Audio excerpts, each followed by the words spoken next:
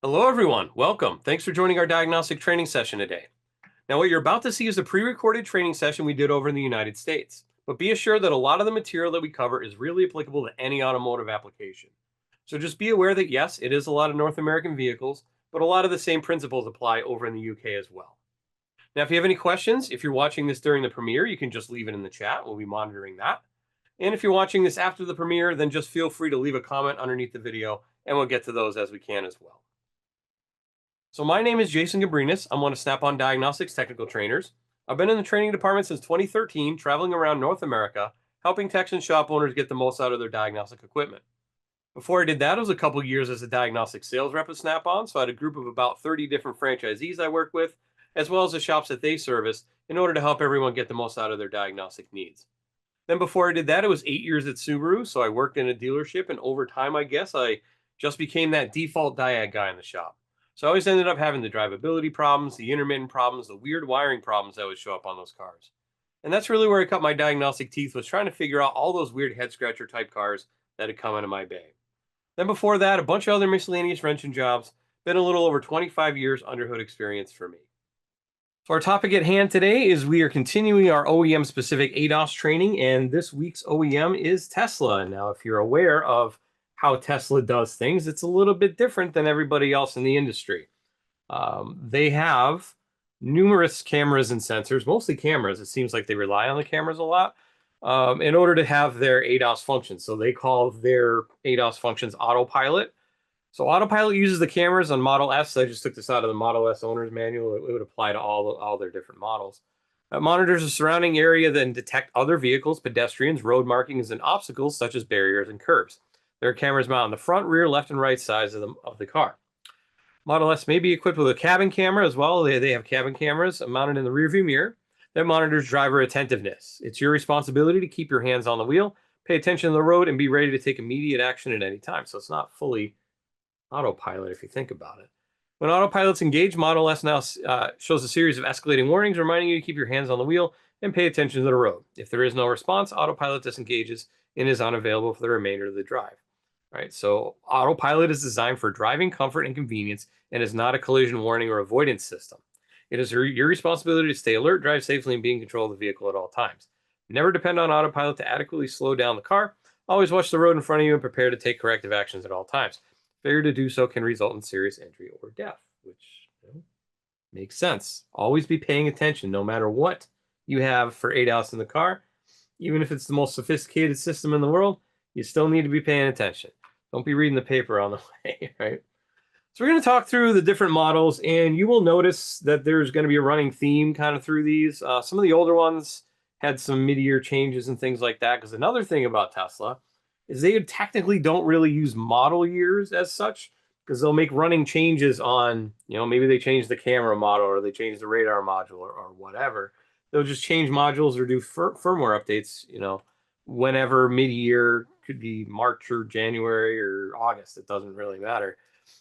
So I guess it's just kind of when they're built as to what they say, what model year it is. But technically, they make running changes all throughout. So we're going to start with the 2023 Model Y. And on that, as far as we can tell from the service information anyways, 2 radars, front exterior and an interior radar, which is a fairly new thing for them. 7 cameras. Got the front view camera, the rear view camera, and then, of course, your 360-degree view cameras around. And it also has an interior camera.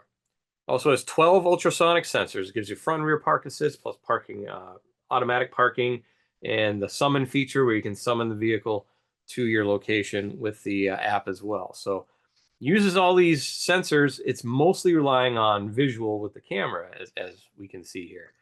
Because they do use, depending on where we were at in the product cycle, it either uses a double camera, which is shown here, or a triple camera in the front. So that's the high mounted one up in the windshield. So it gets a very wide field of view by doing that. We can see down the road and off to the sides a bit with that. Gives a good range. And this is really the only one that I could find that really requires a target. And they require the same target across all the models, which is nice. In this case, this is checking for pitch and inclination, and it gives you a couple steps as to where you need to line it up with the hood of the car and things like that. We're going to walk through the service information a bit here when we go live. But yeah, pretty much as far as I could see, pretty much the same target across the board from early till now. So that's helpful. Like I said, there's also an interior camera in there. So they use that for driver attentiveness. All right, other manufacturers do that too. They might put it in a different spot, but this has cameras and radars and all sorts of stuff just up in that mirror area. So this one has it kind of looking back at you, so it can see whether or not you're looking at the road or not. Also can use it for passenger detection to a point. Rear camera is going to be in the rear gate handle. Nothing really different about that. No recalibration needed on that either. Auto recalibrate. On the model I looked up, it has the 360 cameras in the side, like the repeaters where the lights are in the fenders there. So there's 360 camera, one on each side with that. So that's kind of where that is. That's that whole light assembly. So there's the light. There's the light. There's the camera. Right. And it also has a front radar in the middle. So clips in. There are a couple adjustments need to be made with that, but no targets on that. So that's kind of an automatic set it and drive it down the road type of thing again with that. And then as far as the interior radar, like I said, that is a newer addition to Tesla's, not just the Model Y, but it's around 23 is when they started coming in. And they didn't really turn it on until recently. And what they're using it for is passenger presence detection. So they can get a better look, kind of see who's where in the vehicle. And they say it's because they want to be able to intelligently deploy the airbags in a crash. So if there's nobody in the passenger seat and it doesn't detect anybody in the passenger seat, then it will do so. That solves the problem of most manufacturers use like a pressure system in the passenger seat to turn the seatbelt chime on and decide whether to deploy the passenger airbag. But if I have heavy books or a package or something that goes over that weight in the passenger seat, then it still might deploy the airbag or what, and wouldn't be necessary. So a radar would be able to tell whether or not it's a package or a person. So that's their plan anyways, as far as I could see. I think right now it's just for the front seats. They're going to work on back seats as well. So that was just kind of an interesting, unique thing. I'd never seen any other manufacturer do that. So I wanted to put that in there for sure. And then they have park assist. So there's 12 park assist sensors, 1 through 6 are on the front, 7 through 12 are on the back. And it's used for both parking assist with when I'm driving parking and also for the automated parking and the summon feature when you can pull it out of the parking spot with that. Next is the 2022 Model 3. You'll see it's going to be very similar. So this one has one radar. It's a front exterior. Doesn't have the interior radar on this one because it's the lower model. 7 cameras once again, and 12 ultrasonic sensors in there for the park assist. So there's the triple camera. That's what that one looks like. So you'll notice many of the models use the same camera. Same with the interior camera for driver attentiveness. That's going to be in the shroud that covers that 3-way camera. So they actually call that a 4-way camera cover is what they call it on the service information. Once again, for driver attentiveness.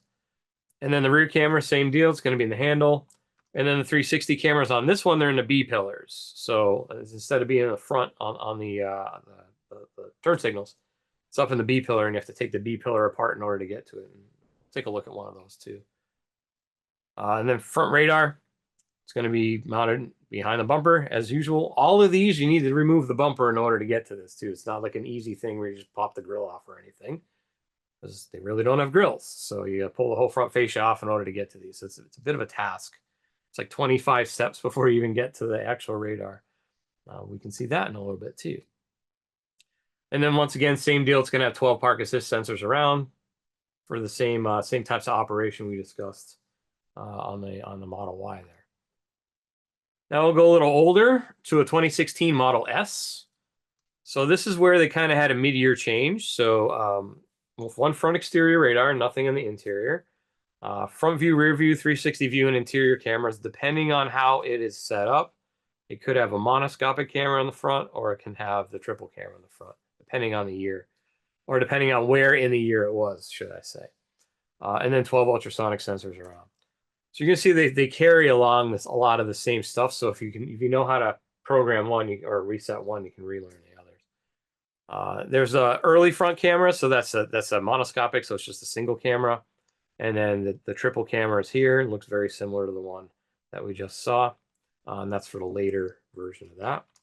And then once again, it's going to have that target. In this case, it's telling us how high off the floor we want it. And then you put it up against the front of the vehicle, and then it can check the inclination on the camera and reset it. Front radar is going to be very similar to the others. It has a horizontal and vertical adjustment, which you can adjust with Allen wrenches or Torx wrenches. And it just comes unclipped there. They're showing how to unclip it from the bracket in that case. And like I said, you do have to pull off the front fascia in order to get to it. And it's a fair task. Starts with opening the frunk and then taking a bunch of trim off and this, that, and the other. It takes like 20 steps, like I said, in order to even get to it. So it sounds like a bit of a hassle, but hopefully you don't have to replace them too often. And then in this case, this also has the side cameras and the B-pillars. So you have to take the B-pillars apart in order to get to them. And then park assist is going to be just in the bumper. Like I said, 12 of them, 6 in the front, 6 in the rear, just like all the others. And there's just a different look at the sensor that they happen to have with the 2016. So there's your connector, and there's where it mounts into the bumper. And then last vehicle we're going to go through is the 2017 Model X. So this has 1 front radar, 7 cameras, and 12 ultrasonic sensors, just like all the others. So a lot of continuity between, which I think is nice. So it's unlike some other manufacturers where you might have 5 different camera versions they use and 3 different radars that they use. So it's a bunch of different steps in order to go through it. And you got to watch the little variances. On this, it's really just, they're going to give you date ranges as to where this applies or this applies. So helpful. And then we have the front camera is going to be the triple camera once again. And the front radar is going to be a similar type deal where it's mounted behind the whole fascia there. And once again, it clips in place. You're going to see that every picture of the radar pretty much looks like the same radar, and I bet you it is the same unit that they used.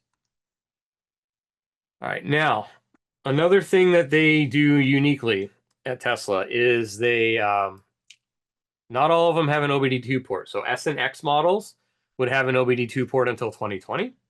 And then the 3 and Y models have a proprietary connector. However, 2025 and up, I think they started mid-2024 actually, went back to an OBD2 port, and then they used DOIP for the data connection. So depending on how the car is set up or what car it is or what year it is, you may be able to do it through an OBD2 connector. A lot of it gets done through the touchscreen actually in the car. You enter a service mode, and then you can go and you can do a lot of things in there. For more involved things like, for example, ADAS stuff mainly, there's also a service mode plus that you can enter with the diagnostic software that they have. So you put it on a laptop, and then most of the time it's just an RJ45 connector plugging into an Ethernet port on the car, and then it'll communicate with the car that way. They actually lowered their prices. So if you saw my OEM-specific Tesla back last year around this time, the prices were higher for the daily, monthly, and annually. So I guess that's pretty nice. It went down. So if I did need to do anything with it, I can go in. If I only see a Tesla every once in a while, I can just pay $75, pass it along to the customer as a sublet or whatever, and then have the info available. Service info is readily available on ShopKey Mitchell. We definitely have that. We're going to see that in a minute. And then service.tesla.com has some information available. And then also you can get additional information included with that diagnostic software subscription. And then diagnostic strategy is according to Tesla's website. So there are many tools that could be used to diagnose a Tesla. Some are offered by Tesla, such as using the free diagnostic software application called Service Mode that is equipped on all Tesla vehicles and runs on the touchscreen, like I said. So you can do a lot of work in the touchscreen, but not everything. And then purchasing a diagnostic software subscription for access to Toolbox and additional tools or resources. Alternatively, a diagnostic scan tool can be purchased from a third party like Snap-on. However, in order to do some of these things, you're going to see that you do need the factory tooling in order to do it. Below is a recommended process to diagnose a Tesla vehicle. Enter service mode following instructions in the service manual and service modes. We also have that documented inside the scan tool. I'll show you that in a minute. And then use service mode to view the recently inserted alerts on the vehicle. Then read the troubleshooting description on the touchscreen within service mode. If the path to repair is still unclear, purchase a diagnostic software subscription to access the diagnostic article for the alert within Toolbox to view more information and common possible causes. They are well documented. I will give them that. because basically what we have on Shopkey is their documentation from that. So let's go live, and we'll take a look at a couple of them. So let's go with the early one first, and we'll do the Model S. And as far as scanner functions, we can go in there at all our active ECUs if you want. I'll just do all of them because we're in demo mode. And then there's our autopilot driver assist system.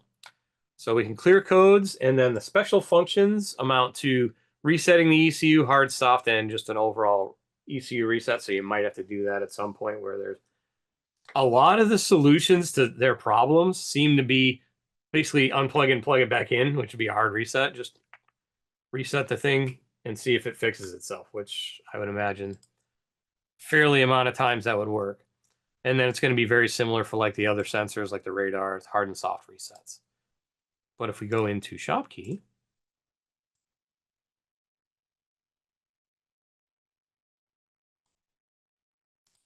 and we go into the service manual here, we can go into the ADAS system, and it's going to give us all the different modules. So like the radar sensor, calibration for the front radar sensor you might be needed. And there's, like I said, there's the through April 10th, 2016, April 10th through August 20th, 2017, and after 2017. It's going to tell you what you need for it, depending on what radar they used, apparently. So you come down here, remove the fascia assembly. Early driver assist systems 1.0 and 2.0 need vertical alignment before service drive alignment, and service drive alignment is going to be done with the scan tool. So first step, it's going to tell you use a bubble level to measure the vertical alignment there, and then you can adjust the screw if you need to. And then let's see, and then there's another horizontal, or that I guess is a different one, right? So between April and August, it's going to be a different screw. So this one, the screw's on the front, this one, the screw's on the top. Same thing with the bubble level, though. Connect the laptop to the diagnostic port, then use Toolbox 3 to locally connect to the vehicle. Unlock the gateway, which you can also do with the scan tool. Shift vehicle to park using Toolbox 3. Go to the routine. So depending on what it is, either Bosch service drive alignment or service drive alignment, depending on what it is. And basically, you're going to adjust it based on Toolbox output. So whatever it tells you, however off it is, you're going to use the screws to adjust clockwise or counterclockwise, and it tells you based on a looks like 1/8 of a turn. So it'll give you in 1/8 of a turn steps. So 1/8, quarter, so on. Adjust the alignment screw on the left side of the radar sensor. So that's the horizontal adjustment, or the left side on this one. So depending on what it is. And then the newer ones is going to be an adjustment there as well. Just going to depend on which one you have. And it gets all the way down to step 15, and perform a road test to check autopilot and traffic aware cruise. So once it's all done, make sure there's no DTCs and so on. Camera, depending on what it is. So let's see, calibration, drive cycle calibration for the forward-facing camera. First generation autopilots, that'd be early production. And in this case, you're going to go to camera calibration and then start, and then you're going to drive the vehicle. So it's putting it in calibration mode, and then you drive it. Pitch verifications for the newer triple cameras, and that is using the target. So there's the target there. Let's see, main and narrow views determine the top edge of the tape is between +1 and -3 green degree lines, and that's going to be in the service tools as well for pre-calibration. So you're going to look at the image output and make sure it's in between those two lines. And then second generation autopilot, it's going to be a little different.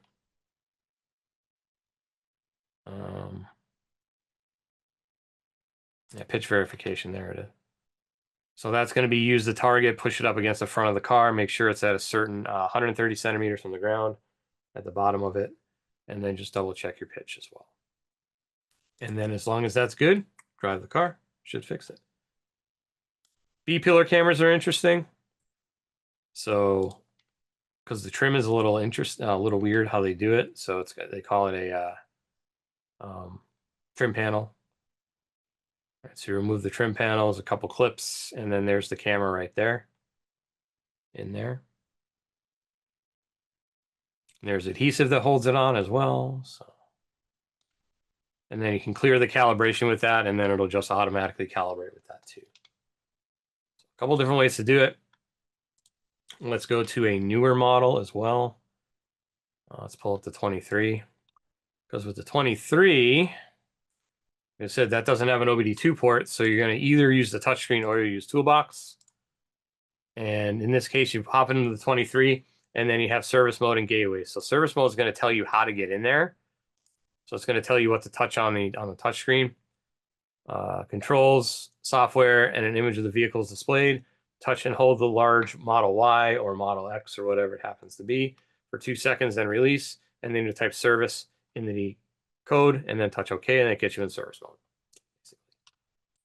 And then if you need to do the gateway, which gives you a little further, you have to be in service mode and press and hold the brake pedal and push the hold to turn stock fully up for at least 10 seconds, and then it will be unlocked.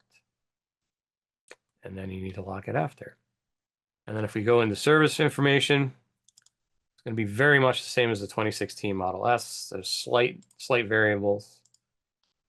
So we'll go into service menu, ADAS. And then we can see radar sensor, for example, interior radar sensor, right? So that is actually in the headliner. So you got to pull down the headliner in order to get to it. And then it has a captive bolt right there, and then a clip that holds it in.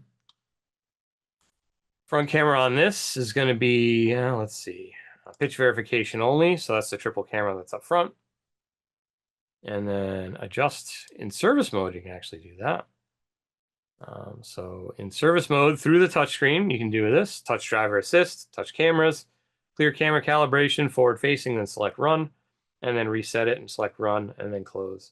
And then pitch verification to put the verification lines on the display, and then you're going to use the same target. Make sure it's in between the 2 lines. So you still need a target to do it, but you can do it with the touchscreen actually. So that's kind of nice. Depends on what hardware it has too. That's how you're going to do it. So just make sure that you are looking at dates and verifying what it is. But it seems pretty straightforward. As long as you download that Toolbox software, it's pretty straightforward in order to do that. Parking sensors don't require anything. The cameras, depending on what camera it is, does.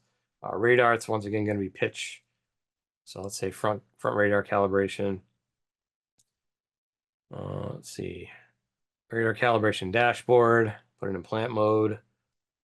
Run the calibration routine. Press the brake pedal, shift into drive, run it. Release the brake pedal, make sure no rare alerts. Test drive shows the vehicle to track poorly or pull to one side. Make sure you do an alignment. Re-enable pin to drive as previously disabled. So fairly straightforward, it seems. And like I said, they use very similar equipment across the range, which of course helps with costs and all that. So if you're going to do Tesla recalibrations, Toolbox is probably the way to go if it's only a day. Year looks pretty inexpensive compared to the daily rate. Depends on how many you're going to do, I guess. But that seems to be the best service option. And like I said, we can even do some with it without it with the touchscreen. So always read through the information first to verify what you're going to be doing, where you're going to be going before you do it. But like I said, it seems pretty straightforward. There's really only one target that I could find involved in any of that. So very little bit of tooling for it too. So that is ADAS on Tesla. And with that, that's our time here today. So make sure you tune in for new diagnostic content every week. We'll be premiering a new video every Wednesday at 7 p.m. UK time, so make sure to check it out here on our YouTube channel. Please make sure you also subscribe, thumbs up, and ring that little notification bell so you'll know anytime we post new content. With that, time for questions. Now, if you have any questions, once again, if you're watching this on the premiere, just leave it in the live chat and we'll do our best to answer those. Otherwise, leave a comment under the video and we'll get to those as we monitor those comments as well. So I'd like to thank you for taking a little bit of time out of your day to learning a little bit more about how you might be able to be more efficient at diagnosing vehicles using some of the information that we've been giving you today. Hopefully we'll see you next week, and we'll see you on any of our other videos. Have a good week, have a good night, and take care.